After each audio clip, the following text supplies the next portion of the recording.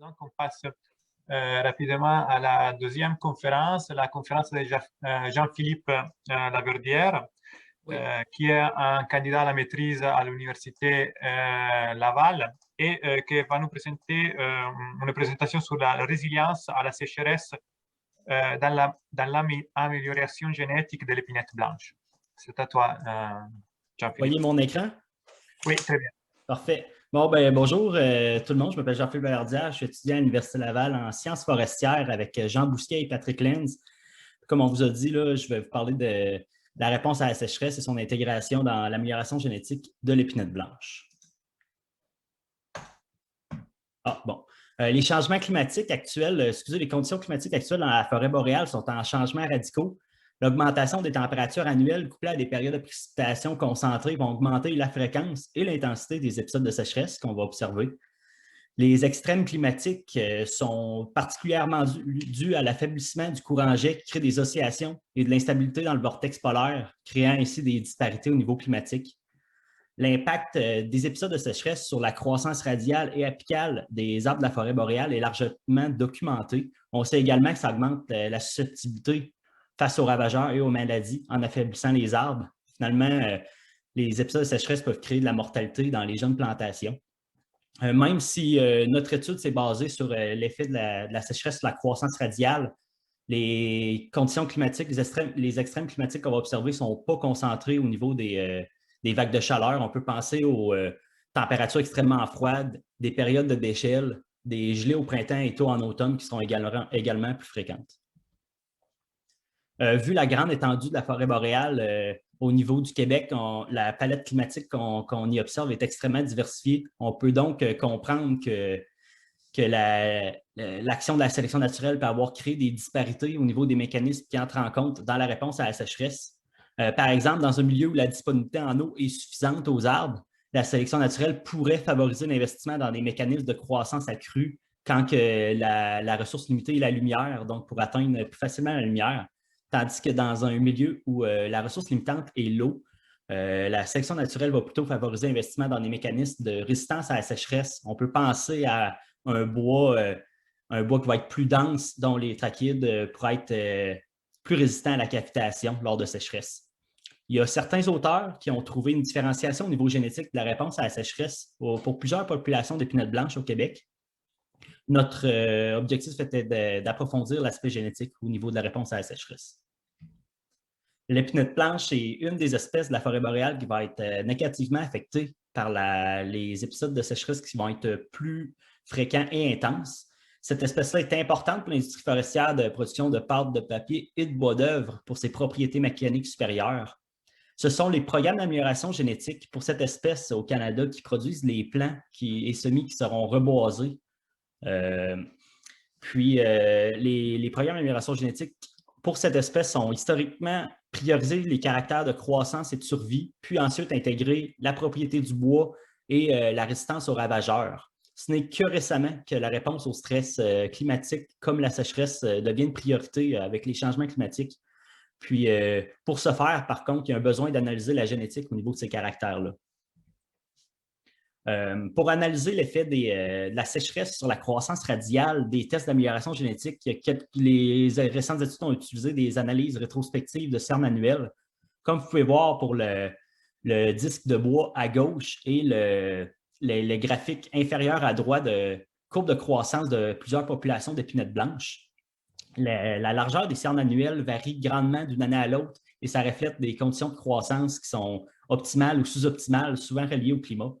Donc, ces auteurs-là ont pu trouver 3 creux de croissance qui étaient synchronisés avec des indices d'humidité du sol qui étaient anormalement en bas, ce qui reflétait des stress hydriques au niveau des stress de sécheresse. Donc, nous avons utilisé exactement cette méthodologie-là pour trouver des stress de sécheresse dans notre dispositif, puis ensuite analyser la génétique au niveau des caractères de réponse à la sécheresse.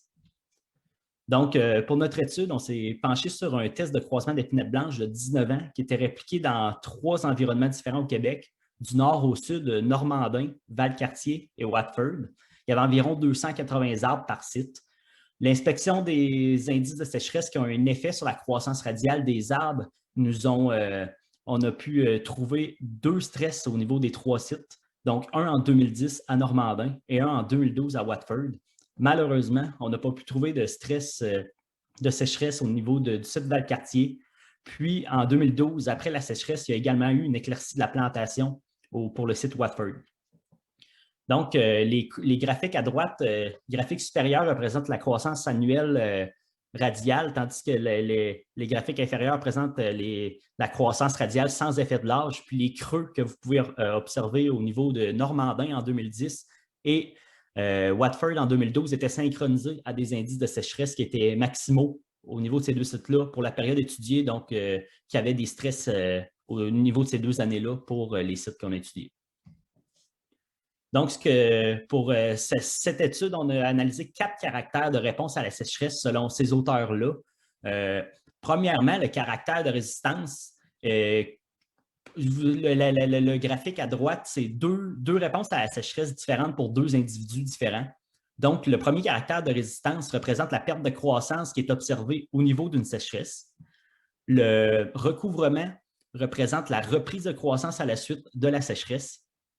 La résilience représente la capacité des arbres à présenter des performances après sécheresse qui seraient comparables à celles avant sécheresse. Finalement, la résilience relative, c'est seulement la résistance pondérée en fonction de la perte de croissance observée au niveau de la sécheresse. Nous avons également analysé 4 autres caractères qui sont plus conventionnels en amélioration génétique et qui ont rapport à la croissance et les propriétés du bois. Ce sont les caractères de diamètre à hauteur de poitrine, de hauteur de l'arbre, la densité du bois et de la vélocité acoustique. La vélocité qui est un bon indicateur pour la rigidité du bois. Puisque notre dispositif était composé de croisements qui étaient répliqués, on a pu estimer plusieurs paramètres qui sont essentiels en amélioration génétique. Ce sont les paramètres d'héritabilité, de corrélation entre les caractères et de gain génétique. L'héritabilité, c'est une mesure de l'importance du contrôle génétique dans les caractères. Et c'est important parce que c'est directement relié au gain génétique. La corrélation entre les caractères, c'est une indication sur les relations qu'il y a entre les caractères, donc à quel point que les caractères sont expliqués par les mêmes gènes. Ça nous donne également de l'information sur si l'amélioration pour un caractère peut avoir un effet indirect sur le gain génétique que l'on peut observer pour d'autres caractères. Finalement, le gain génétique, c'est le gain qui est attendu suite à la sélection d'individus d'une génération précédente. Le gain génétique, essentiellement, c'est l'important, c'est la finalité en amélioration génétique. Donc, au niveau des résultats, premièrement, je vous présente les valeurs d'héritabilité qu'on a obtenues pour l'ensemble des caractères pour les 2 sites qui ont subi une période de stress hydrique. Donc, les caractères qui sont entourés de réponses à la sécheresse, essentiellement, sont contrôlés, sont moins fortement contrôlés par la génétique, donc environ 20% contrôlés par la génétique, comparant environ 40% pour les caractères plus conventionnels en amélioration génétique. Comme vous pouvez voir, on a seulement calculé la résistance à Watford, puisque l'éclaircie en 2012 était synchronisée avec la période de stress. Donc, on ne voulait pas mêler justement le traitement de reprise de croissance et de l'éclaircie et de sécheresse. On a également calculé la corrélation entre l'ensemble des caractères qu'on a obtenus, puis il y avait des corrélations qui étaient opposées entre le diamètre à hauteur de poitrine et la résistance à la sécheresse au niveau des 2 sites. Donc, par exemple, à Normandin, cette corrélation-là était négative, ce qui nous indique que les arbres au diamètre élevé étaient moins résistants à la sécheresse, tandis qu'à Watford, la corrélation était positive, ce qui nous indique que les arbres au diamètre élevé étaient plus résistants à la sécheresse. Il y a plusieurs différences au niveau des 2 sites et des 2 stress qui auraient pu expliquer ces comportements-là différents. Donc, par exemple, les 2 sites n'ont pas subi le stress hydrique à la même âge. De plus, l'intensité de la sécheresse et le moment de la sécheresse dans la saison de croissance différaient. Finalement, les 2 sites étaient des champs agricoles abandonnés qui pouvaient différer dans leur drainage. Finalement, on a calculé les gains génétiques qui étaient attendus à partir de plusieurs scénarios de sélection. Un scénario de sélection, essentiellement, c'est la pondération de la sélection en fonction de quelques caractères d'intérêt. Puis on pouvait calculer le gain génétique pour l'ensemble de nos caractères à partir de ça. Donc, on voulait sélectionner un seul scénario, puis nos critères étaient d'améliorer l'ensemble des caractères, donc avoir un gain génétique positif pour nos 8 caractères, mais de garder la priorité sur la hauteur de l'arbre. la hauteur est généralement priorisée pour l'épinette blanche parce que c'est un caractère qui est facile à calculer en bas âge. C'est un bon indicateur de performance générale, puis finalement, c'est directement relié à la production en volume. Donc, le scénario qu'on a retenu, c'est un qui donnait un poids de 60% à la hauteur, mais également de 20% respectivement à la densité du bois et la résistance à la sécheresse. Donc, avec ce scénario-là, on a pu obtenir un gain génétique pour la hauteur qui était d'environ 12% à Normandin, comparé à un maximum d'environ 13% qui serait obtenu à partir d'un scénario qui sélectionnerait à 100% pour la hauteur. Donc, focusé sur la hauteur, tandis qu'à Watford, notre scénario, on a obtenu un gain de 9% comparé à environ 10% pour la sélection à 100% pour la hauteur. Donc, ce léger sacrifice-là qui se fait sur la hauteur d'environ 1% par site nous a permis, par contre, avec ce scénario-là, d'obtenir un gain positif pour l'ensemble des autres caractères qui sont autant reliés à la croissance, la qualité du bois et la réponse à la sécheresse. Donc, en conclusion, on a obtenu un contrôle génétique d'environ de léger à modéré pour les caractères de réponse à la sécheresse qui étaient un peu moins héritables que les caractères plus conventionnels en amélioration génétique.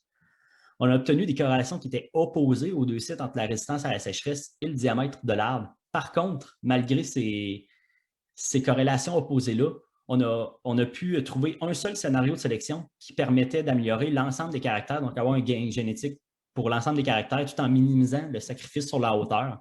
Donc, ce scénario-là de sélection représente une étape importante pour la faisabilité de l'intégration de la réponse à la sécheresse dans l'amélioration génétique de l'épinette blanche. Par contre, les comportements opposés entre les deux sites, donc les corrélations opposées, nous indiquent que pour le moment, quand il y a des sécheresses ou plusieurs facteurs qui peuvent intervenir dans la réponse à la sécheresse, l'analyse site par site, sécheresse par sécheresse devient encore importante jusqu'à temps qu'on comprenne bien l'interaction génotype-environnement au niveau de ces caractères-là de réponse à la sécheresse.